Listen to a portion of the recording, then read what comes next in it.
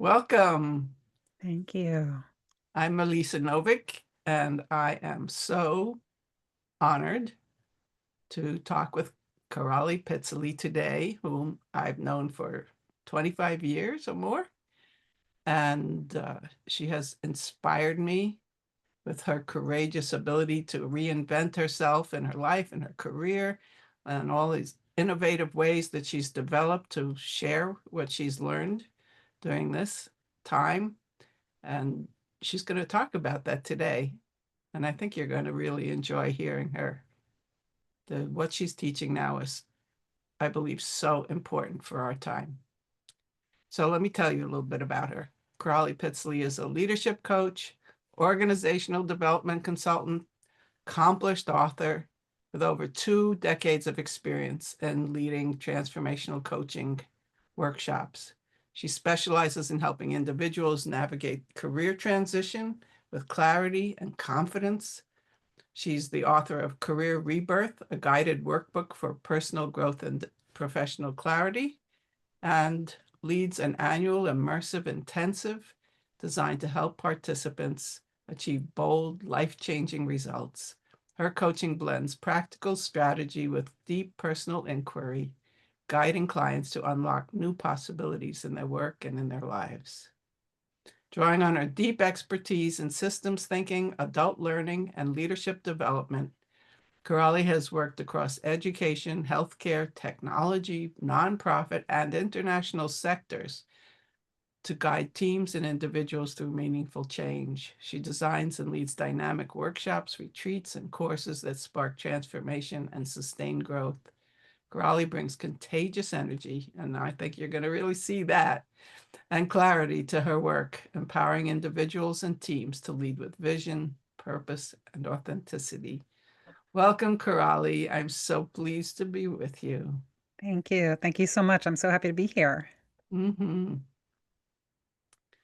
So, where shall we begin? Is there anything you'd like to say about yourself at this moment, or should we just launch into some questions? Well, I'll just say that folks can find me on my website, karalipitzele.com. So as we're talking about things, um, if people get a spark and they want to find my book, which is on Amazon, but they can also navigate to it through karalipitzele.com. My workshop sign up is there, and there are also free resources and action planning templates and guided visualizations and lots of good things. So that's a good thing just for folks to know right up front Right where up front. to find me. Excellent, excellent. Yeah, this your book is brilliant, absolutely brilliant. I don't know anyone who couldn't benefit by going through that book and taking your workshop, frankly. Again, especially in these times. So, tell me, what inspired you to create Career Rebirth? Well, I feel like there's two tracks to that. One is my own life. I seem to be pulled continuously to explore the unknown, and my career has been a major part of that, of like, what's next? What is the next growth for me in my work in the world? And that has caused me to kind of jump off the cliff into the unknown a lot of times and have to build my own bridge. And so this work is coming out of all of the tools I've gained in that process. But also, the other way to talk about this is that when I launched myself um, as a coach, as a leadership coach, the first clients coming towards me were leaders who were actually looking for a change, who had burned out or were just really ready to emerge into something new, and they felt stuck and they couldn't quite see what was next for themselves, but they knew something needed to change. And so that process of helping draw out the deeper knowing that's underneath the dissatisfaction and come to clarity, um, felt like it was something that I could actually uh, share with the world, and it became a workshop series first, and then it became a book. Mm-hmm. Yeah. Yeah. Yeah. Do you have a moment from your own life that you could share that felt like a personal career rebirth view. Now, I know you've gone from career to, well, each one building upon the last, and it looks like a meteoric rise, but there was a lot of work that took place through that, Yeah. maybe some grace, Yeah. uh, just that readiness, bringing it forth, having that vision for yourself. So I'd love to hear some more about that, a moment or moments in your life that really epitomize what you're Yeah. sharing. Yeah. Yeah, there've been, like I said, there's been a number of times where I've kind of jumped off the cliff, not either like quit a job, not knowing what was going to be next, or gotten to a point of like extreme, for me personally, this is just part of my own makeup. When I am complete with the learning I can do in one place, it becomes excruciating for me to stay there. Um, Right. and I often wish that weren't the case. So here's an example. I founded a public high school in Brooklyn, New York, and I was a principal in my 30s. And I got to, create this amazing school with these amazing staff and draw the students to it. And we innovated in so many ways around creating a really unique and exciting learning space for both students and adults. And after 5 years, I was completely overtaken by the need for a change. And I didn't think I would or should ever want to leave there. I made the school. I was imagining when I made it that I would stay there forever because there's always more to do in education. But I think that the experience of being a school principal was pretty weighty. There was a lot on my shoulders, bridging the gap between, social inequities and demands of the state and Department of Education and the demands of the 400 people in the school. So I became very exhausted, but also I think in a way bored of the challenges. Like I needed different challenges in my life. One definition of burnout is boredom. And that was really interesting. I had a coach at that time who shared that with me, and I was like, oh, because I thought it was just the exhaustion, but part of the exhaustion was from some kind of an existential boredom. So Hmm. I managed to create a great secession plan, and the one of the school's founding teachers took over as the principal, but I was terrified of leaving. I didn't know where I was going to. I didn't want to move up in the Department of Education. And I was terrified of people judging me for leaving. I really, truly believed, like I was 100% sure that I was like, people were going to think I was a sellout or, that I was like, abandoning our idealistic project. Um, and I was just really afraid of this moment where I would tell the staff that I was leaving. But actually, it was a shocking moment in my life. The outpouring of love, and kindness and well wishes and gratitude that I experienced in that moment was like a singular moment of my life. And I was not expecting it. I was really so hard on myself. Um, so that was an amazing send off, actually. And I went off into the unknown. I moved to Indonesia. I was living in Bali for some time, spent some time in Thailand, just kind of resting, reflecting, writing. And for some time, I didn't think I would continue in the field of education at all. I thought, I don't know, maybe I'm gonna make a guest house in Thailand or start a dress shop because I love textiles so much. Like I really like was not I was really burned out on education. But at about the 9 month mark, I started to have this little spark in me again. And the feeling was like, maybe I have something to offer.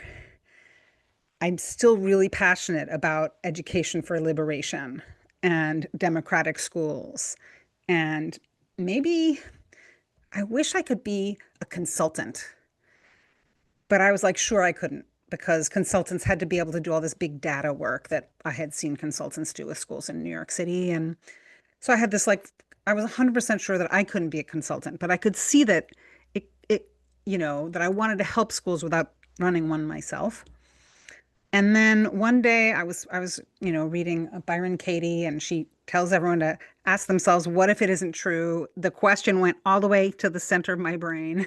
And I was like, what if it isn't true? What if by believing that I'm withholding this gift that I have to offer the world? What if it's not true that I have to be able to do big data to be a consultant? And when I tell you that within like 4 months, I had my first huge year-long consulting gig, um, I, no one is more surprised than me. And I met a new friend who invited me to a conference where I met these folks from Jakarta who have this incredible, innovative school franchise in Indonesia, and they invited me to come and present, and then to do a big project with them for a year. So I was able to even not only was I able to be a consultant, I was able to stay living in Bali, make a living, and offer you know, myself to the world in a new way. And so, but I had to go through like a real dark night of the soul and a lot of not knowing. And then I had to settle down into myself and trust my gut a little bit more and my intuition and come allow my life to create a new path and a new alignment. But I didn't get to see what that was. That had to, I had to go off into the unknown first. So that was an incredible career rebirth. And after that consulting work, I ended up with another long job as a program director of a nonprofit, but I continue to consult a little bit. And now I've come back to consulting outside of education spaces as well. I do organization development consulting in other sectors as well, because I love to partner with an institution and be kind of a transformer of obstacles. And I think that that's what's similar in both my coaching and my organization development consulting. It's like transforming obstacles is part of both of those. All right, I'll stop. No, I'm, even though as I said, I've known you so many years and I've seen you go from, school teacher, which you loved, but you had a much bigger vision you couldn't carry out. And then next thing you know, you were a principal, and then you had started your own school, and then you were a consultant, then you were training principals, and then, working with all these different organizations in different ways, and in the midst learning new languages and learning with different kinds of cultures. And I was just very, very inspiring. And I have a feeling that your stories here are going to inspire a lot of people who are listening to this. Thank Yeah. you. I hope Even so. if I they hope. don't do it exactly the way you've done it, just to know that you did it, you went through these fears and you came through. And each time it got better and better. And sometimes it was like jumping off the cliff into a void.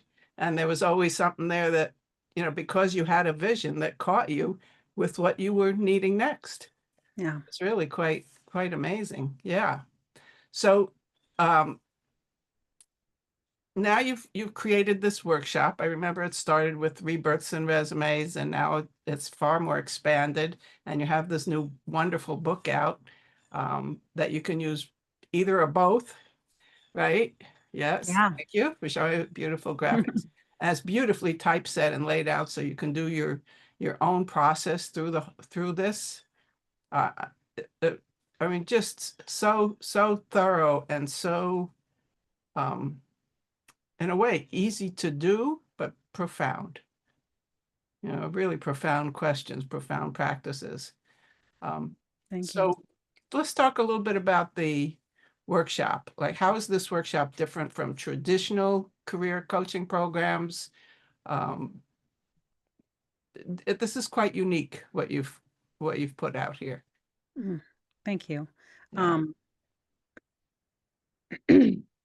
so I think of a traditional career coaching program as focusing on the outward aspect of make your LinkedIn, get your networking, do all these steps to figure out what you want to do and make it happen. And my approach is actually more trauma informed in a way where we're looking at what are the inner obstacles.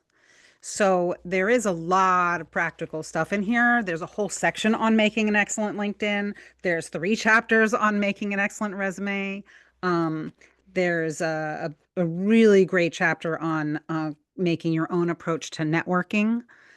So there's a lot of practical stuff, but the first part of this book is the inner journey.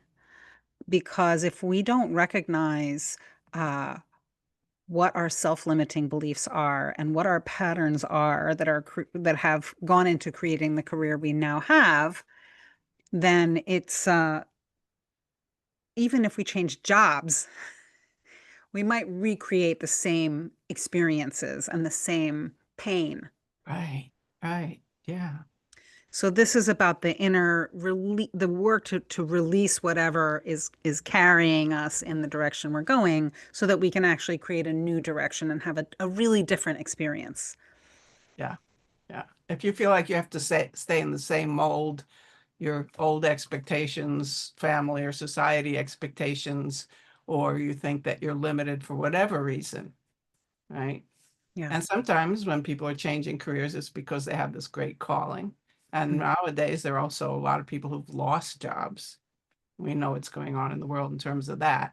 So we have, and it feels like the opportunities are narrowing, but actually, from what I'm hearing from you, it's that the more you clear your limitations perceived from inwardly perceived from within us or from the outer circumstances, the more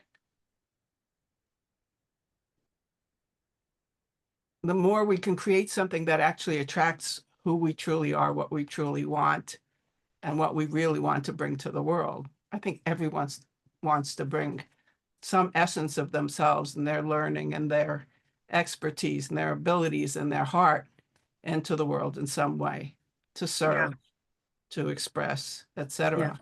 So this sounds like a perfect way to move through those things and then come out with something that's really attractive to the outside world. I think, yeah, that's exactly right. And I would just add that it's almost like an updating. And, Mm, it's like we grow and our circumstances don't always grow with us. So at some point, I'm thinking of like a cicada that drops its shell, or a snake that sheds its skin. At some point we have grown, and our jobs or our lives, our careers have not grown with us. And the work to shed that, right? But to perceive what's going on, because there's various kinds of existential pain that go with needing to shed our skin. And I know for me, and I think this is true for many women and maybe many people, I become very self-critical in those moments. mm, I lose my confidence, actually. It's not that become more confident and then boom, I break through. I actually lose my confidence and become self-critical, thin-skinned. Any criticism hurts me more. I go down, and right. then that's what kind of that burnout word. I don't love the word burnout, because to me we use it to mean too many things. But one of the kind of the symptoms is this illusion of incompetence. I don't, in that moment when I'm ready to break through, I don't feel like I'm good at anything anymore. And that makes it so much harder to break through. So part of the this process for people is also assessing, like, who am I, remembering our gifts if we've forgotten, right? Right. And really coming into alignment with how we have grown, and filling ourselves back up so that we can move forward into what's new. Yeah, I hear that. Sounds like what you're saying is that, we become, if we become first cause, like it's coming from me, it's not coming from inner outer expectation, old expectations. My father was a failure, or, like what maybe I am too, like you hear words like loser or this or that, or you try a few things and they don't work, and then move into despair or disappointment, and then it's very hard to come back out again from that. But you have processes and you've learned by going through this yourself. Yeah. You know how extreme it can get, Yeah. right? Whether you've seen it with yourself or with your students or your clients. Yeah. And you know that there are ways to come out of that and to actually make something bigger and greater. And there seems to be some kind of magic that when we know what we want and we're in that clearly, the universe can present to us what we are looking for in seemingly miraculous ways. Yeah. Right? Yeah. It's not just a linear mental process. There's a lot more That's it. going on. That's it. It's not a linear mental process. And so if we think we're going and that's the difference with the traditional career coaching programs. Like, okay, yes, we can make this and do this, but if we don't like unhook whatever's got us going, and usually we can't see it. So there's some real inquiry to do in order to unhook it.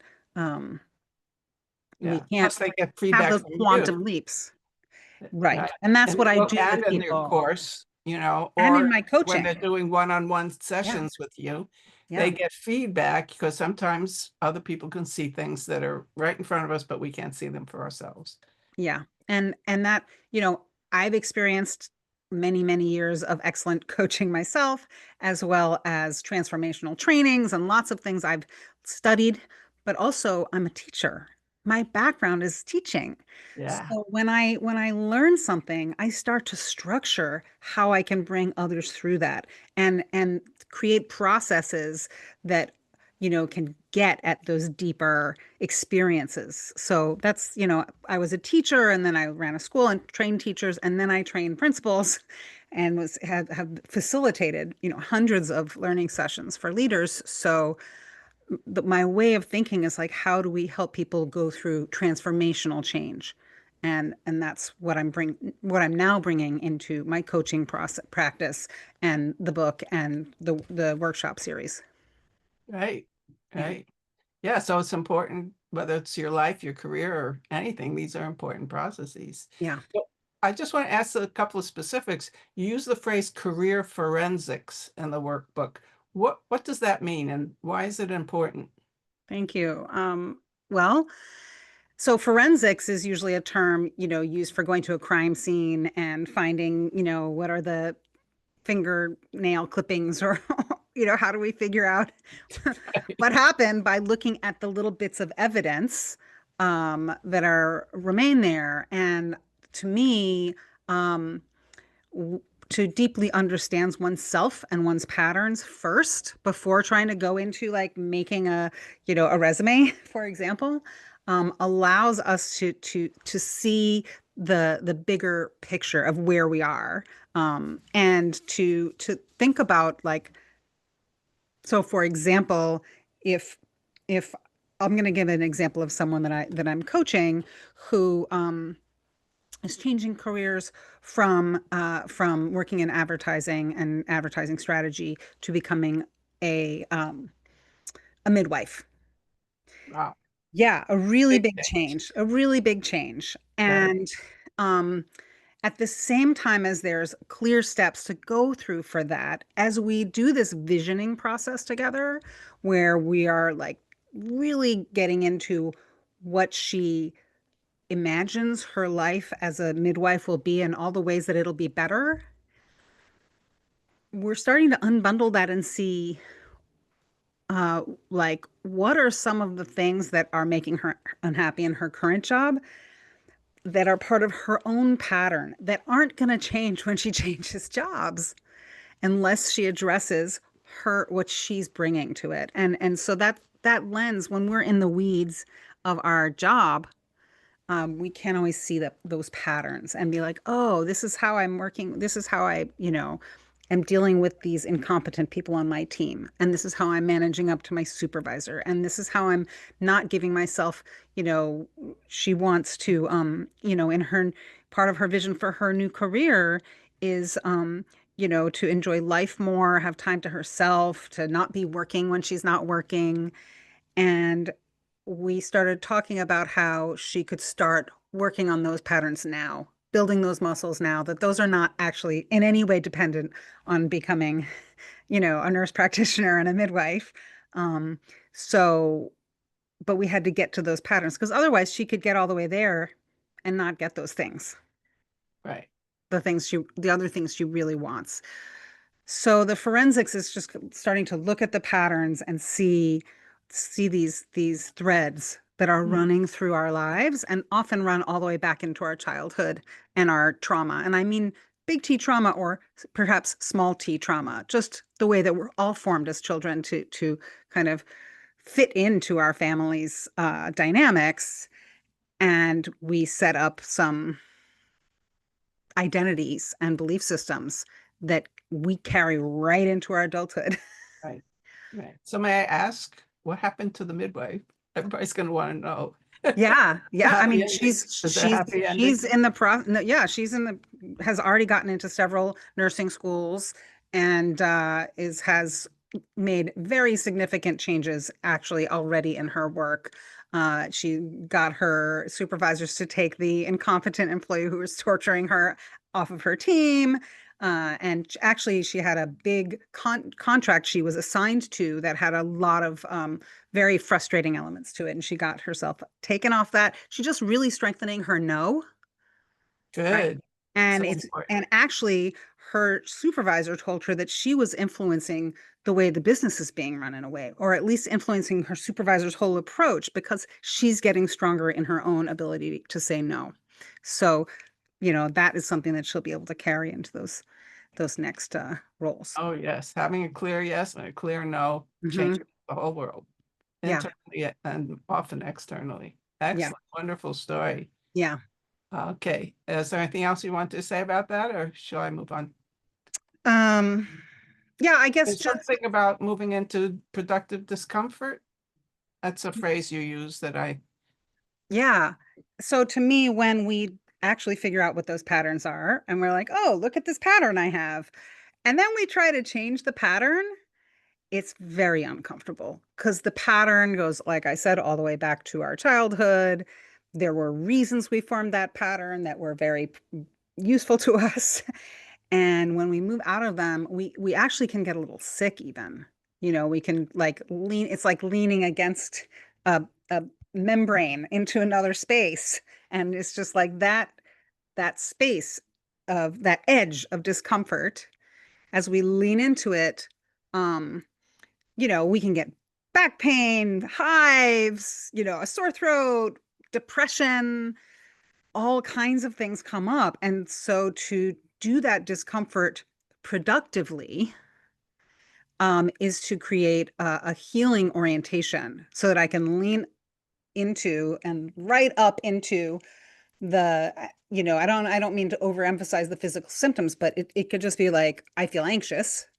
So leaning right up into that anxiety of saying no if you usually can't say no, for example, you know, um, and then having a healing orientation so that we are activating the ability to release it. And that healing orientation is part of what I really work on a lot one-on-one with my clients of like, what is this discomfort? How does it show up?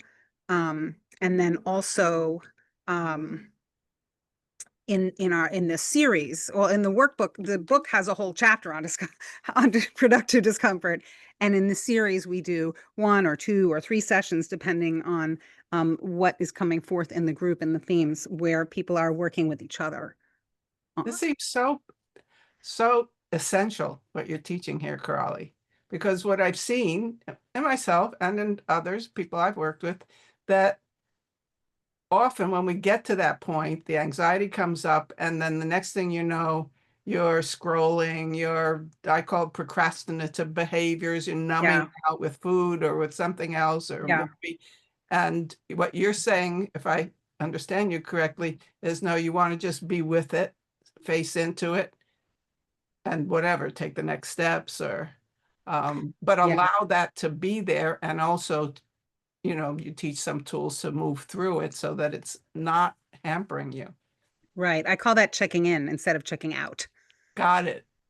Fabulous. That's Yeah, great. yeah, exactly. I have a lot of tools, a lot of strategies and processes to help people move through that productively, as opposed to like, okay, I got uncomfortable and then I crashed, the system. Right, Yeah. right.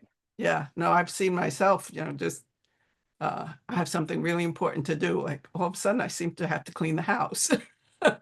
Oh, yeah. Or Right. someone shows up with an emergency and I have to handle that because that's important. Then it's easy to forget what we're really here, what our clear intention is, what we're moving toward.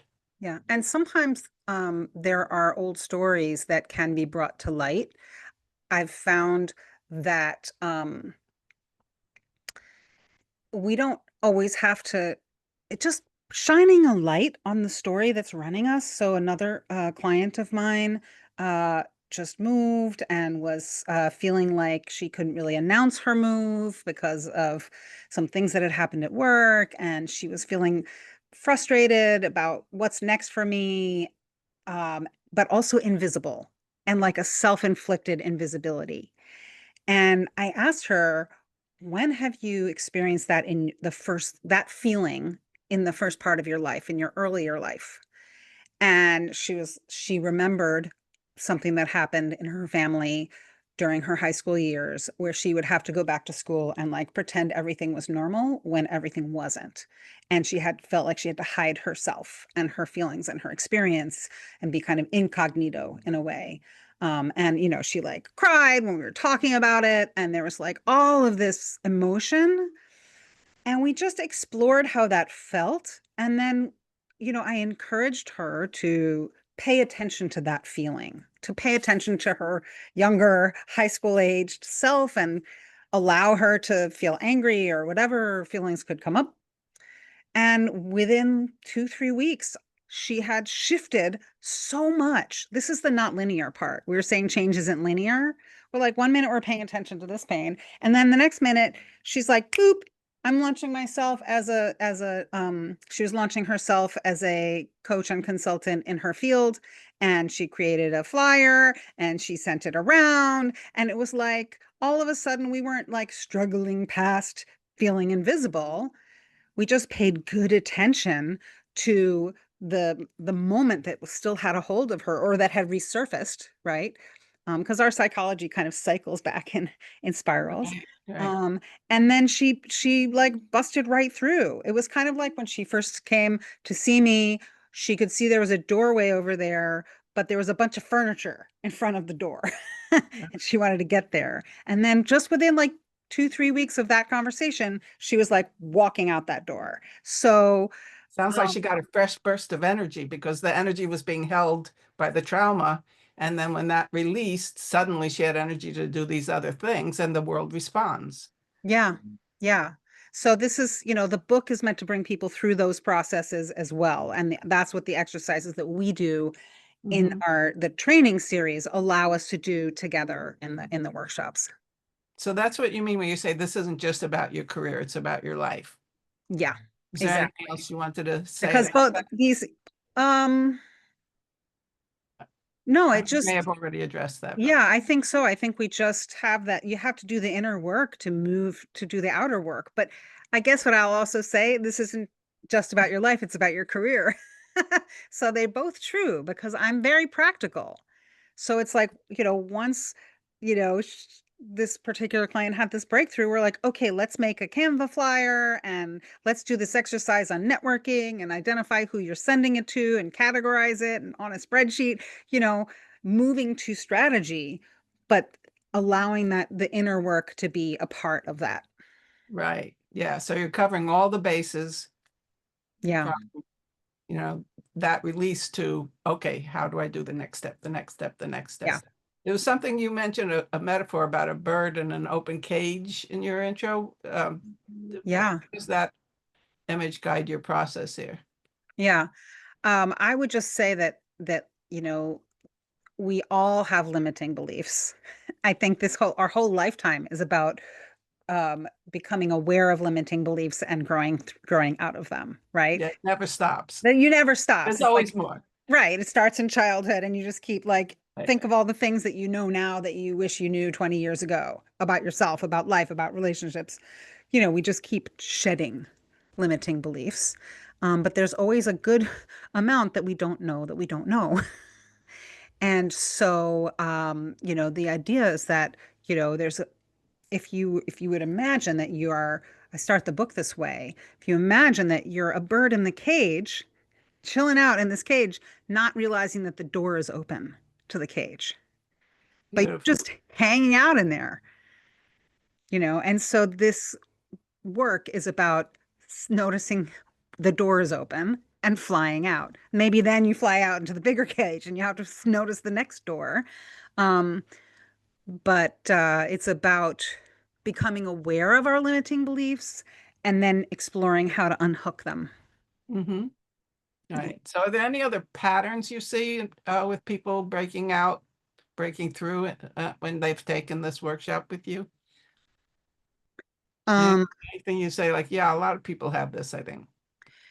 yeah, I mean, I have had a lot of people come to the workshop who want to quit their jobs and can't figure out how to do that, right? Can't figure out, um, there's a lot of sense of responsibility to Mm-hmm. the people at our jobs and to our families, right?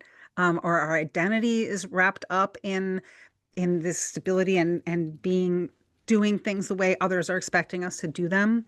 So I really see a lot of people breaking through that. And I don't want to intimidate people by talking about it too much because it's like the place that those people get to isn't visible from the place of feeling trapped. That, it's like, no, I can't have that. I can't do that. That's not for me. But actually, it's available to everybody. And when we lean into it, there are a lot of miracles that occur. Yeah. It's a very rich process, right? I mean, it isn't just, like going deeply into your pain and despair. It's like you're digesting it and then coming out with something new. It becomes, just the fertilizer. But the going through the process itself, there's so much self-learning, and it's actually a very rich and rewarding process. Yeah, and I'll just share another story of someone who came to the workshop series and she was a school administrator and she was deeply disillusioned by the people that she was working for, not by the kids are never a problem. um, but by the system that she was working within, and she was very, very exhausted, but she was financially supporting her family, and really couldn't see how she could make a transition. And I will tell you that today she works in the wine industry. She works for a major winery, and she's in charge of innovative projects for that winery. So, she navigated her way to move out of like the most responsible position. I think, working in schools is there's just a lot because you got all the kids. Um, and she navigated that and her family is thriving. So it's available. It's possible. Right. Yeah. It seems like what you're doing in this book and in the trainings is giving people a chance to let go of the pain and the fear, feelings of being victimized if they've been, fired or Mhm. laid off or, Yeah. or, um, or downsized or whatever, or just frustrated because they couldn't find fulfillment in what they were doing or they couldn't find it anymore. Uh, and to a place where like this is the best thing that ever happened to me, like thank God this happened, because Right. now I have more joy, fulfillment, income. I get to use my creativity to love what I'm, do what I love doing. And you're like a midwife for that process. Yeah. Yeah. Really. It's so rewarding to get to see. I often am in a position of hearing someone say what they want Hmm. and then discount it. And then I get in there and I amplify it. And I'm like, well, what if you could have that? Right. I'm like a big amplifier of like, I heard you say, hey, you actually wanted this. And Uh-huh. maybe they don't have anyone in their life is telling them to lean in and see if it opens up for them. Uh-huh. Yeah. Would you have a story like a most surprising or unexpected benefit that you've been reported to by your participants and or your readers? Um, I I would say that I think that something that maybe we haven't discussed so far is like there's like a deep trust that starts to emerge as we do this productive discomfort work and start like listening to ourselves more deeply, right? Because we're discounting ourselves a lot before we get to this process. And the more we start to like really listen inward, build that inner listening, we start to trust ourselves more. Um, and like to actually follow like the sense of like having an intuition that we trust and can take action on becomes more available. And so, I've had people who've quit career, like one person quit a career in community organizing and became an artist, like people sometimes really make very, very big shifts because they're actually listening to themselves. And the other thing that comes out of at least the course that is reflected often back to me is the sense of community, and that the sense of having other people on the journey together really supports them. And so then there are like, long friendships that come out of that. Hmm. Yeah. Right. And you have a safe place to practice, to Yeah, and we have like with peer us. coaching assignments in between so that, there's like continuous, I call it an intensive because it's like continuous support um throughout. Hmm. Hmm. Right. So I see you said you've designed this process, it seems like mostly for mid-career professionals, especially women. But why that demographic? But could others also benefit? Seems like Yeah. I lots mean, of I think, people. yeah, I think I've designed it for everyone. And I would say that there have been more mid-career women coming to me to do this work, maybe because I'm a mid-career woman myself. But Right. I've also had folks who've gotten the book and talked about they're using it to plan their retirement because they're completing their career. And it's like a big graduation. Like, what am I going to do with the rest of my life? What is my actual identity if I'm not working full time? Right. Well, what do I want my major to be, basically, right? So, this book is actually kind of choose your own adventure. Maybe they don't need a resume, skip the resume chapter, right? But there's a new kind of networking available, and certainly looking at patterns that they want to leave behind. And then I've also done this work with people who are like coming out of college and figuring out what they want to do next. And I certainly have done it with lots of men. So it's not at all limited to one or another population. It's anybody who wants to inquire Right. to their patterns and build new muscles to have new results. Right. Do they have to know what they want next? No, No. no, there's so many rich exercises in here for figuring out what you want. And, for some people, what I want next is going to be some giant thing. And for other people, it's like a way of being. I want to feel freer. I want to feel happy. I want to feel, more connected to people. And allowing those desires, assessing those desires, and then allowing those desires to guide us in the direction. It doesn't have to be like I have a goal to go to law school or something. It can be I have a goal to have more free time. Hmm. You know, Right. Right. So I know you can't go through your whole process here, but do you have something you could say to people who are feeling stuck or burned out or frightened or afraid to make a change? um, yeah, I mean, I think that the first step is to just create a vision for what thriving could mean to you. And actually, I have on my website, karalipitzele.com, I have a little ebook called Burnout to Blooming that has a lot of exercises to help with people who kind of reach that degree of burnout where they don't even feel like working on their career is what's next. They first work on their burnout. But there's a whole piece in the book and in the workshop series about creating a vision and the power in having a vision, not just like of what the doing is. It's not the job. It's a vision for the being. Right. Um, and then to actually like think about what parts of that vision can I work on right now in my life, so uh, Yeah. Yeah. yeah. And then there's Oh, also creating an ecosystem for that change. So, what are the relationships I need around me? What are do I need a coach? Do I need a new LinkedIn page? What is the ecosystem that is yeah. going None to of help us could me? really do this alone. No. Not, no. I mean, there are so many of us out there who are kind of lone wolves or loners or think like I have to have it all perfect before I put it out there. But actually, when we have that support, however we find support, support, feedback, mirroring, someone who can come up with new ideas you might never have thought of. Yeah, When you it's do it the same way you always did it, amazing what you're can gonna get happen. the same results. Right. So that's why creating an ecosystem to create different results is Right. so important.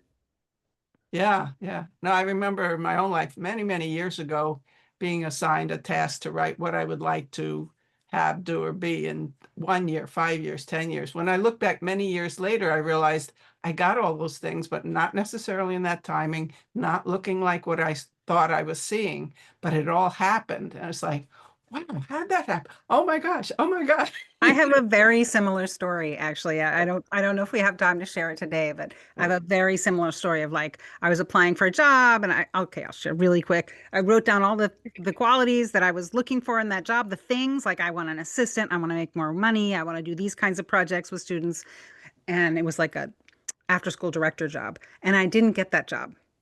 I ended up moving from teaching high school to teaching sixth grade instead. Completely different. But I actually ended up getting all the things. I had these like special tutors who came in and assisted me in the classroom and did all my grading. They were like college students.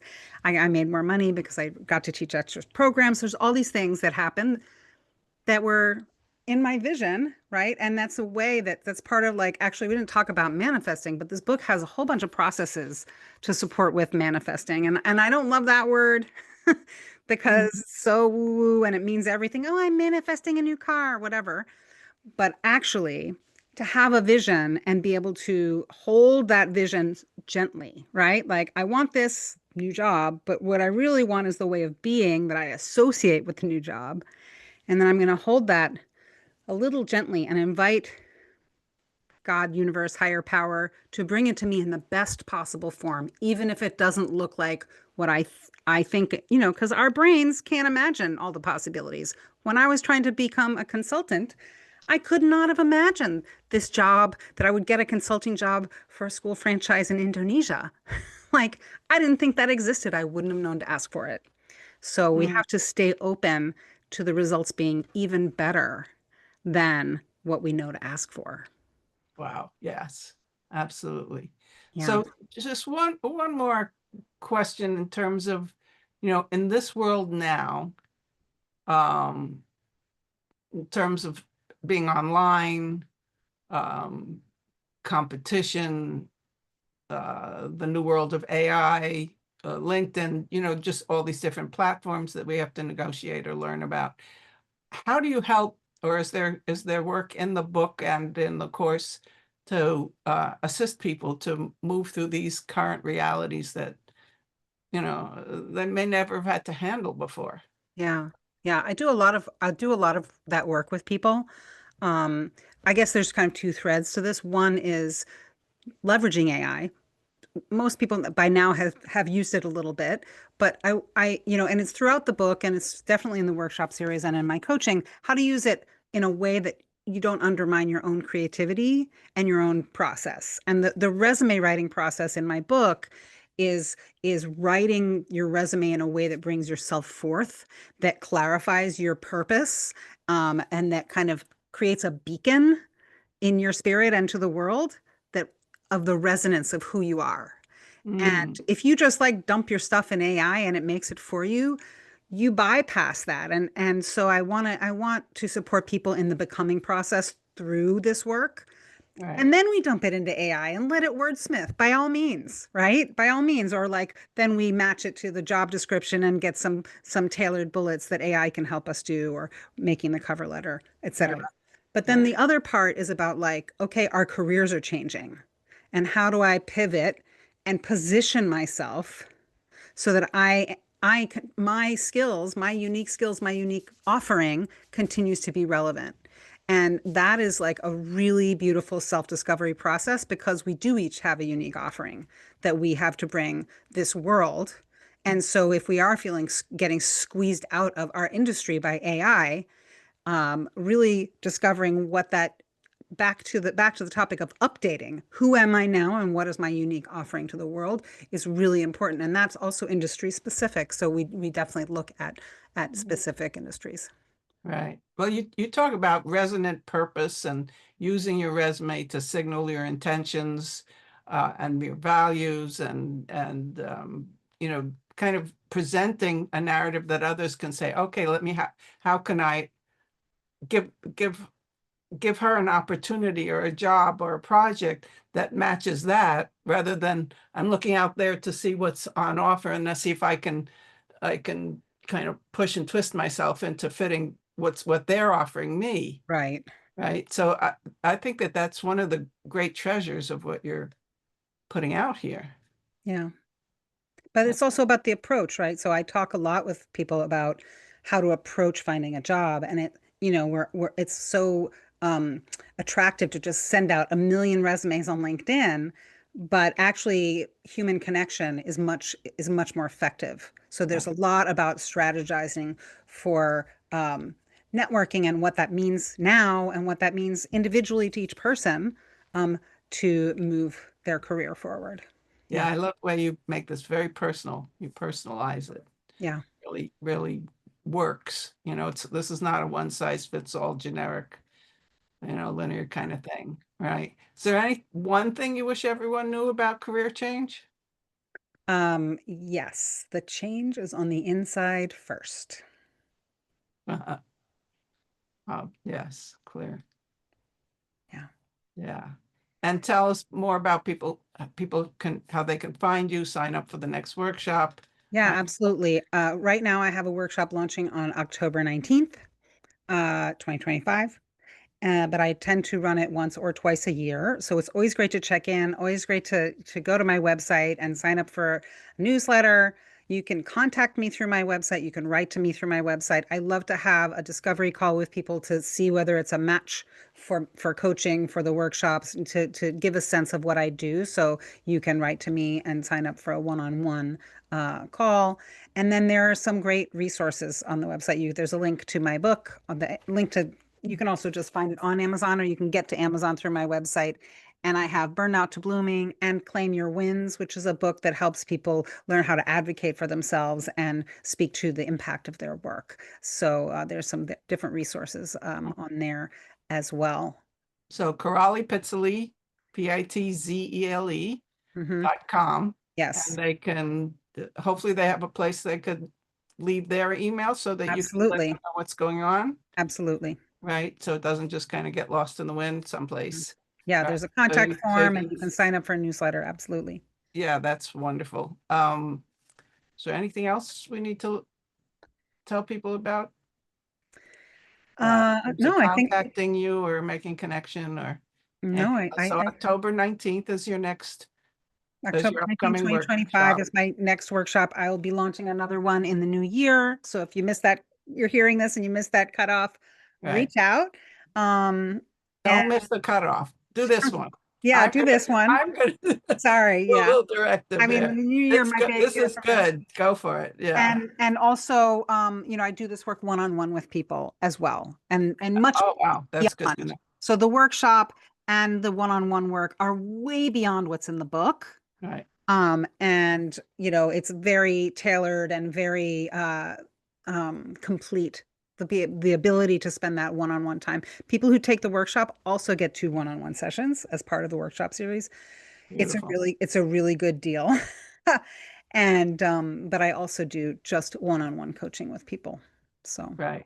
and I Good. and I offer this work sometimes through organizations. I've had HR departments hire me to do the parts of this work with their staff. So there's, so many ways that I work with people.